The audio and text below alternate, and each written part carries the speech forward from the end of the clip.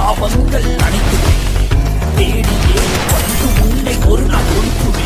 எழுத எழுத விதையை ஒரு வழிய ஒருவன் எடுத்தான்.